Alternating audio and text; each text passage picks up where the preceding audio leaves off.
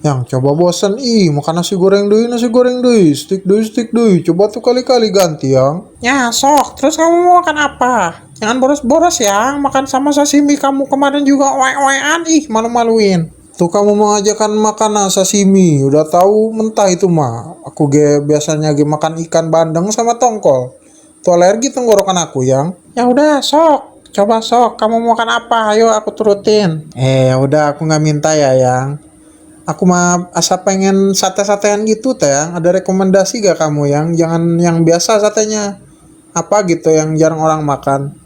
Aku tahu yang. Yaudah, ayo kita ke sana yuk. Ayo kemana tuh kamu mah? Ujuk-ujuk. Aku tuh di nyaho. Udah hayu pokoknya. Yuk, ada daerah puncak. Nah, paling sate kelinci kamu mah nyaho aku ge. Bukan ayang, ayo ada pokoknya, ayo deh ke sana. Ih, Oh ini yang kata kamu sate teh ya.